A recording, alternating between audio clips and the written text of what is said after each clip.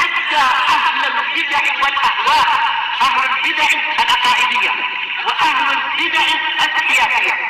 أنا أقول بيننا وبينكم السلف، بيننا وبينكم الكتب، كان فيقول البدع بيننا وبينكم. Bismillahirrahmanirrahim. Alhamdulillahilladzi arsala rasulahu bil huda wa dinil haqq liyudhhirahu 'alad dini kullihi wa kafaa billahi shahida. Asyhadu an la ilaha illallah wahdahu la syarika lah iqraran bihi wa tauhida. Wa asyhadu anna Muhammadan 'abduhu wa rasuluhu sallallahu alaihi wa ala alihi wa sallama tasliman mazida la nabiyya ba'dah. Ikhwani fid din, azzani wa jazakumullah wa barakallahu fikum. Sebelum kita melanjutkan bacaan terhadap kitab 300 hadis sahih muttafaqun alaih yang dinukilkan, yang dipilihkan dari kitab Riyadhus Shalihin, dua hadis yang terakhir kita baca disetorkan terlebih dahulu, yaitu hadis seputar dianjurkannya, disyariatkannya untuk membaca bismillah sebelum makan atau minum atau yang semisalnya. Dan juga hadis berkaitan masalah larangan mencaci maki, menghina makanan, dan bahkan dianjurkan untuk memujinya. Kalau suka dimakan, kalaupun dia tidak suka maka cukup dia meninggalkannya tanpa harus mencaci maki dan menghina makanan tersebut. Tafadhalu.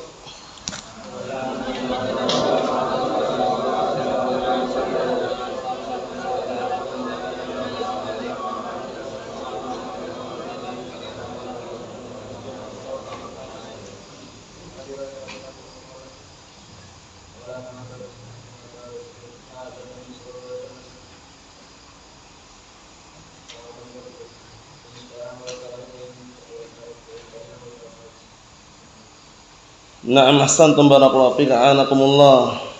Kita lanjutkan yang berikutnya. Qala al-mu'allifu astamahullah, isma' baik-baik kitabnya.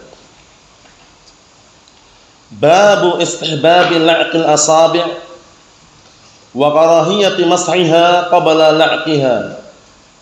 Isma' baik-baik barakallahu fiik. Artinya bab disunnahkannya menjilati jari jemari dan dimakruhkan mengusapnya sebelum dia menjilatinya. Jadi kaitannya masalah apa? Adab setelah makan. Kalau memakan makanan dengan jari jemarinya. Adapun kalau dengan sendok atau yang semisalnya tidak perlu dia menjilati sendoknya. Kecuali kalau misalkan ada makanan di situ yang menempel sendok, baru dia menjilati atau makannya. Namun anjuran di sini adalah menjilati jari jemari yang dipakai untuk makan tadi. Karena kadangkala ada makanan-makanan yang apa? Yang mungkin menempel di sela-sela jari atau yang semisalnya, sehingga diprediksikan kemungkinan besar barokahnya itu ada yang di akhir tersebut. Disebutkan dalam hadis yang sahih, nah barakallahu fi, kenapa diperintahkan untuk makan dengan sebersih mungkin? Karena kita nggak tahu berkahnya yang mana. Kita tidak tahu berkahnya yang mana. Sehingga kita apa? Diperintahkan, dianjurkan agar menghabiskan makanan yang ada di situ. Mulai dari nasinya atau yang semisalnya, karena bisa jadi keberkahan itu ada di akhir makanan tersebut. Nah, ini penting sekali ya. Jangan menyia-nyiakan, misalkan atau makan pakai piring atau berjamaah, ternyata masih ada beberapa sisa-sisa di situ yang kira-kira bisa dibersihkan. Kemudian kalau menggunakan jari jemari, sebelum dia mengusap atau mencuci tangannya, nah mencuci jari jemarinya tadi itu didilati terlebih dahulu. Hadisnya pendek, sering antum dengar dan bahkan pernah antum menghafalnya, namun di sini disebutkan, kita baca lagi.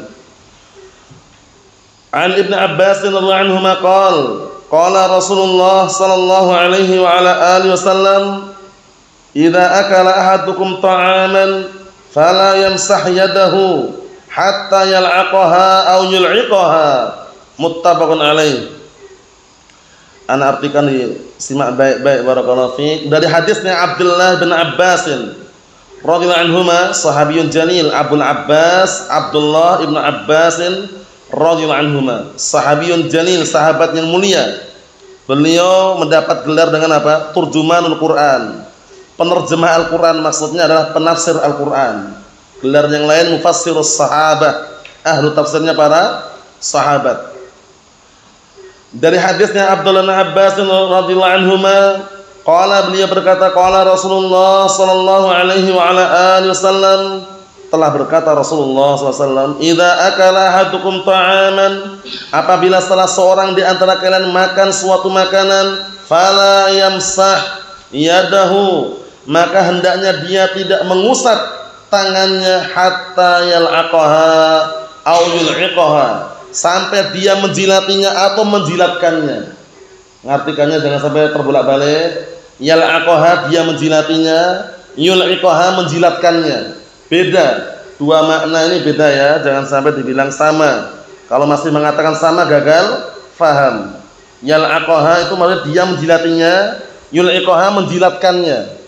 Menjilatkannya kepada siapa? Bukankah itu perkara yang menjijikkan atau jijik atau semisalnya? Kita katakan ukuran jijik atau tidak kembali ke syariat. Dikembalikan ke mana? Ke syariat. Kalau dikembalikan ke per individu, enggak jalan sunnah seperti ini. Ya enggak?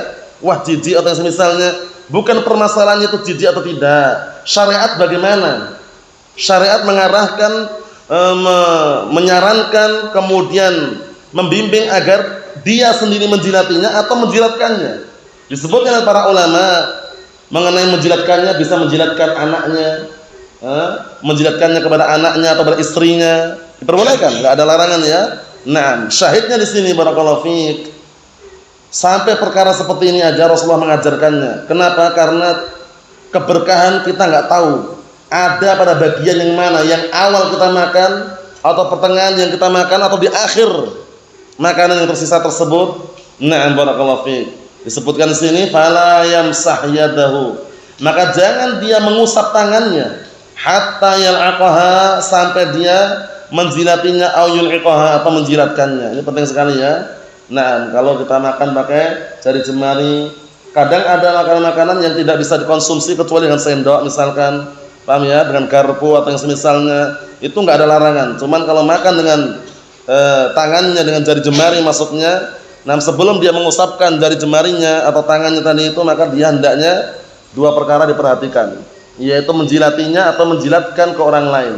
Paham ya? Orang lain di sini bisa bapak kepada anaknya, atau istri kepada suaminya, atau suami kepada istrinya, atau yang semisalnya. Itu disebutkan para ulama. Yang berikutnya kita ambil dua. Bab taksiril aidi ala ta'am, bab dianjurkannya memperbanyak tangan di atas makanan. Maksudnya satu makanan, satu nampan dimakan banyak orang, itu maksudnya. Paham ya? Ternyata ada anjurannya untuk memperbanyak apa? Tangan-tangan. Aidi jamak dari yadun kan? Memperbanyak tangan-tangan. Ala ta'am, di atas makanan. Maksudnya bagaimana? Maksudnya ketika makan makanan. Nah, semakin banyak tangan di situ semakin bagus. Masakan berjamaah maksudnya ya. Kita lihat hadisnya. An Abi Hurairah radhiyallahu anhu qala an-nabiy sallallahu alaihi wasallam, ta'amul itsnain yakfi tsalatsah wa ta'amus tsalatsah kafil arba'ah. Masyaallah, muttafaqun alaih. Artinya, ana terjemahkan dari hadisnya Abi Hurairah radhiyallahu anhu. Qala, beliau berkata, telah bersabda Rasulullah sallallahu alaihi wasallam, ta'amul itsnain yakfi tsalatsah, makanan untuk dua orang bisa mencukupi tiga orang. Makanan untuk dua orang bisa mencukupi tiga orang. Maksudnya makanan dua orang itu kalau dimakan berjamaah tiga orang itu cukup. Coba antum kalau nggak percaya, antum bayangkan. Kadang-kala kita makan sendirian itu kenyangnya lama. Tapi kalau berjamaah, subhanallah, kadang makannya sedikit karena makan berjamaah itu rasanya kenyang. Ini bisa dicoba ya, mungkin yang sudah berkeluarga berjamaah dengan istrinya, anak-anaknya. Kalau anaknya taruhlah 3, sama istrinya berarti 5 orang, satu nampan 5 orang. Suami, istri, 3 anaknya. Kalau nggak percaya buktikan. Nah, yang sudah berkeluarga ya. Adapun kalau di pondok memang seperti itu ya, berjamaah. Rasanya beda dengan ketika makan sendirian. Karena keberkahannya barakallahu fiik tadi itu. Makanan 2 orang bisa mencukupi 3 orang. Dan makanan 3 orang kafil arba'ah, bisa mencukupi 4 orang. Subhanallah. Nah, kadang-kadang gitu kan, dilihat satu mangkok, satu piring sedikit, tapi kalau dituang di nampan, paham ya? Dinikmati 5 orang, 4 orang, rasanya Masya Allah. Paham ya? Nikmat. Nah, dan bisa membuat apa? Cepat kenyangnya. Seperti itu biasanya ya. Beda halnya ketika dia makan sendirian, itu kadang kenyangnya lama. Nah, yang sudah berkeluarga bisa mencoba dengan istri dan anak-anaknya. Kadang-kala seperti itu, barakallahu fiik. Nah, karena apa? Karena keberkahan. Nah, itu bersama al-jamaah di antaranya. Itu berjamaah. Nah, barakallahu fiik, satu nampan 5 orang, 6 orang, 7 orang. Kalau dulu di Dammaj, di Darul Hadis Dammaj, diperhatikan. Dulu waktu kami masih di sana, itu satu nampan 10 orang. Satu nampan 10 orang. Nah, kalau di ma'had ya 5 orang, 6 orang, satu nampan 10 orang itu. Jadi ramai, satu nampan itu dimakan 10 orang. Rasanya Masya Allah, kenyang. Nah, karena posisinya apa, barakallahu fiik. Nah, percaya dan juga kita berupaya mengamalkan hadis yang Rasulullah ucapkan dan Rasulullah sabdakan. Makanan 2 orang bisa mencukupi 3 orang. Makanan untuk 3 orang bisa mencukupi 4 orang. Subhanallah, muttafaqun alaih. Ikhwani fid din, a'azzani wa jazakumullah, barakallahu fikum.